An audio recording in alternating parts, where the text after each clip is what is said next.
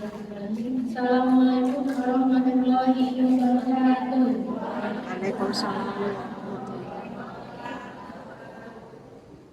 Alhamdulillahirabbil alamin. Wassalatu wassalamu ala asrofil anbiya'i wal mursalin wa ala alihi wa sahbihi ajma'in. Amma ba'du. Hadirin yang dirahmati oleh Allah, mari kita sama-sama mengucapkan alhamdulillah karena pada detik yang berbahagia ini kita masih diberikan kesempatan kepada Allah untuk menikmati semua nikmat-nikmat yang diberikan olehnya, terutama nikmat iman dan nikmat Islam. Semoga Allah senantiasa menjadikan kita hamba yang bersyukur atas segala apa yang diberikannya. Salawat serta salam tak lupa kita curahkan kepada Nabi besar kita, Nabi Muhammad, yang dimana namanya akan tetap agung sampai kapanpun, yang namanya tercatat di dalam Al-Quran dan sebagai suri teladan terbaik untuk kita. Untuk itu, mari kita sama-sama bersalawat kepada beliau dengan mengucapkan Allahumma sholli ala Muhammad wa ala ali Muhammad. Semoga kita mendapat syafaat dari beliau. Amin. Sebelumnya dulu perkenalkan, nama saya Mutia Mutaharo, saya dari bersama rekan-rekan saya dari UIN Raden Intan Lampung. Hadirnya kami di sini untuk memenuhi mata kuliah kami, yaitu praktikum dakwah dengan cara mengikuti ceramah-ceramah di masjid. Hadirnya dari sini juga saya akan menyampaikan sedikit ceramah dan menyampaikan sedikit materi atau ilmu terkait dengan taubat. Di sini jangan di antara ibu sekalian, di antara kita semua yang enggak pernah sama sekali melakukan dosa kepada Allah Subhanahu wa taala, Bu. Ya, tentunya kita semua pasti pernah melakukan dosa kepada Allah Subhanahu wa taala. Bahkan orang yang beriman pun itu bukan orang yang tidak pernah melakukan dosa, Bu. Orang yang beriman itu adalah ketika dia melakukan dosa, lalu dia ingat kepada Allah, sadar terhadap dosanya, lalu dia taubat kepada Allah Subhanahu wa taala. Tanpa kita sadari, sering sekali kita melakukan dosa kepada Allah. Bahkan sering sekali kita melakukan dosa kepada Allah.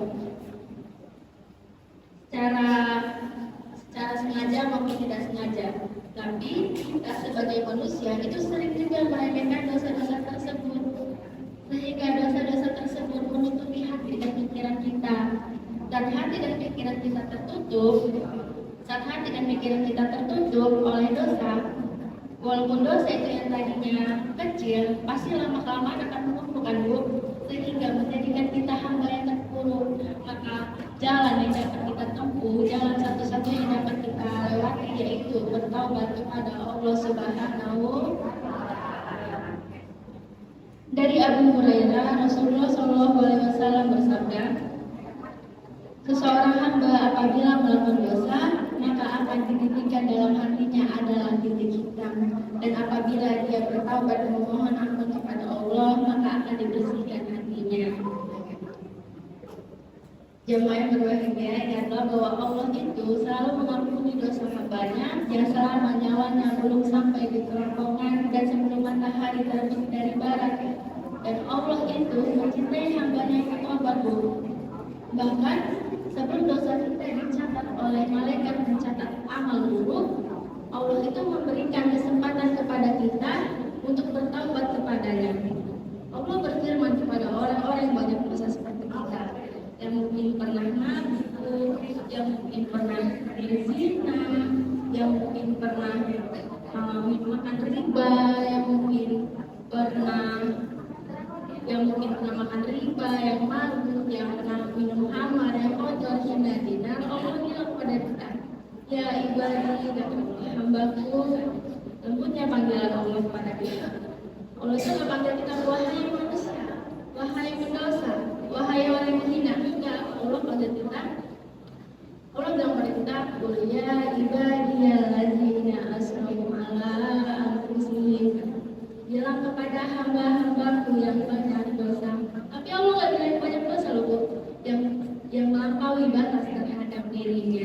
Bayangin aja sudah banyak dosa, Allah masih pakai kita hamba. Bahkan ketika kita melakukan dosa, diam-diam di malam hari hanya Allah dan satu malaikat mencatat. Allah bilang kepada malaikat, wahai malaikat, jangan catat dulu. Jadi besok dia akan bertaubat dan jangan sampaikan ini kepada malaikat yang lain. Nah, giliran kita berbuat dosa, Allah tutupi aib kita. Segitunya kita taubat, segitunya Allah melihat kita taubat, Allah langsung umumkan ibu kepada para malaikat, wahai malaikat, lihatlah hamba itu, dia sudah bertaubat. Nah, giliran kita beramal saleh dan kita bertaubat kepada Allah, Allah umumkan. Dan sesungguhnya Allah itu membuka pintu taubat kepada hambanya di siang hari untuk orang-orang yang melakukan dosa di malam hari, dan membuka pintu taubat di malam hari untuk hamba-hambanya yang melakukan dosa di siang hari. Allah mengampuni seluruh dosa-dosa kita. Kata Allah, la ubali, wahai hambaku, jika kalian datang kepadaku memohon ampun, walaupun dosa kalian sebanyak langit dan bumi, akan aku ampunkan. Wala ubali, dan aku tidak peduli seberapa banyak dosa itu. Bayangin aja bu, seberapa banyak dosa kita. Tapi kalau kita taubat kepada Allah, pasti Allah akan ampunkan dosa-dosa kita itu. Kalau kita ini bertemu di mana atau maha menerima taubat, yang mencintai hamba bagi bertaubat dan senang terhadap hamba yang bertaubat. Tapi terkadang banyak soal yang mengobati sebagian orang selalu begini. Mereka yang ingin bertaubat selalu berpikir, saya ini banyak dosa orang-orang. Saya ingin bertaubat, nanti saya banyak dosa. Apakah Allah mau mengampuni dosa saya yang saya lakukan dari tahun ke tahun? Lalu Rasulullah SAW bersabda, setiap anak Adam yang dosa dan sebaik-baiknya perbuatan dosa adalah mereka yang bertaubat kepada Allah Subhanahu wa Ta'ala. Ini sebalikkan hasil. Di sini saya menceritakan sedikit tentang Rasulullah. Waktu itu ada seorang pemuda yang baru berzina. Akhirnya dia berzina, dia berdoa kepada Allah. Lalu dia nangis, dia pulang, dia langsung mandi, dia wudhu, dia langsung balik ke tempat Nabi dan semakin Nabawi untuk sholat asar bersama Rasulullah. Sudah sampai sholat, sudah sampai Masjid Nabawi, dia masuk dalam keadaan takut kepada Allah.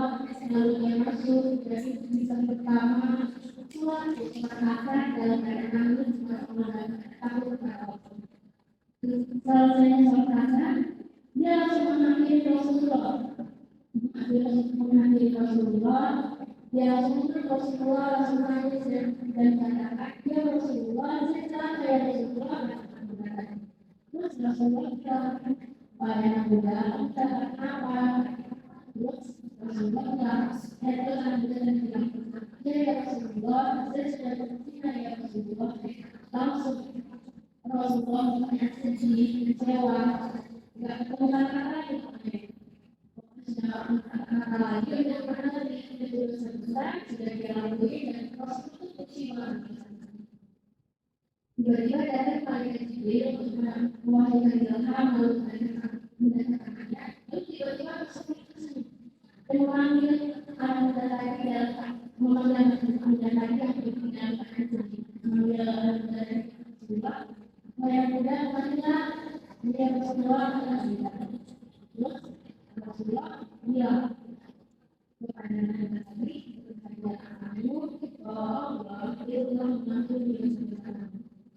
lalu Allah berfirman dalam surat Al-Jum'ah ayat 53 yang bunyi, kami bersuara dengan yang berlaki kita dalam hati dia bisa dilakukan kepala tersebut.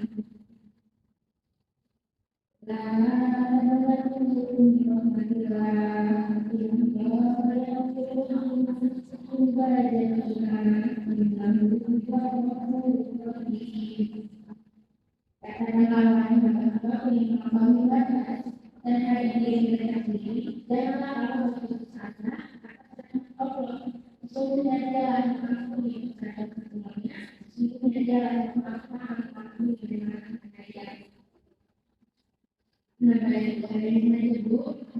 Kita dosa kita mau sebesar apapun, mau bagaimanapun, kalau kita memohon ampun kepada Allah, pasti Allah akan mengampuni dosa-dosa. Dan taubat itu sebenarnya kita akan Imam Nawawi itu menjelaskan ada 3 tahapan taubat. Pertama, itu adalah berhenti dari maksiat dan dosa, yang kedua itu menyesal atas perbuatan maksiat dan dosa, dan yang ketiga itu bertekad dan berjanji kepada Allah untuk tidak melakukan maksiat dan dosa. Dan salah satu taubat yang diterima oleh Allah itu adalah taubat nasuha. Taubat nasuha itu adalah taubat yang sebenarnya taubat memohon ampun kepada Allah Subhanahu wa taala atas kesalahan dan dosa kita dan berjanji untuk tidak mengulanginya jika ada baiknya. Dengan dalam surat Al-Kahfi ayat 8 berbunyi, Bismillahirrahmanirrahim. Ya ayyuhalladzina amanu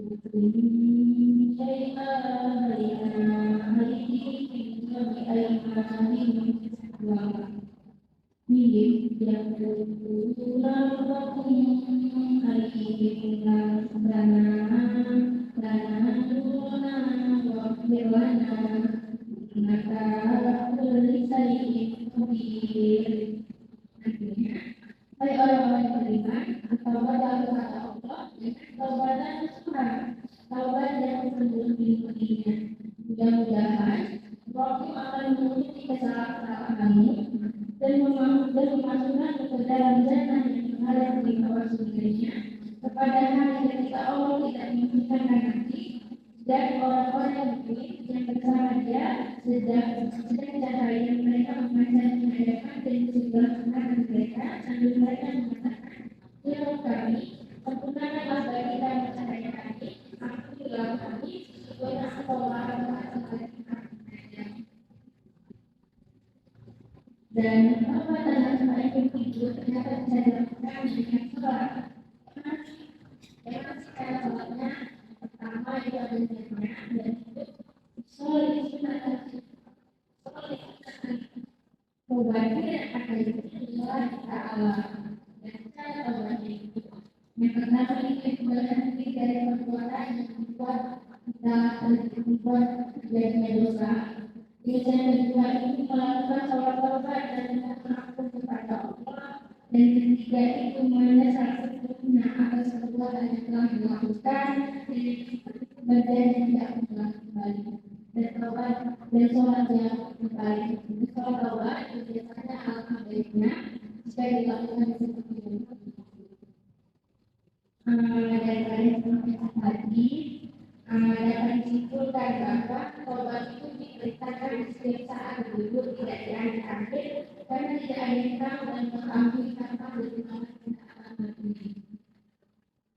Dari apa yang disampaikan tadi itu semoga apa yang disampaikan menjadi bermanfaat dan terima kasih kepada semua ibu jemaah di sini yang memberikan kesempatan saya dan rekan saya untuk memperkenalkan kuliah kami. Terima kasih kesempatan waktunya. Jika ada kesalahan dari kami, kesalahan karena kami, kesalahan kemampuan kami, kami mohon maaf. Berhenti diri. Wassalamualaikum warahmatullahi wabarakatuh.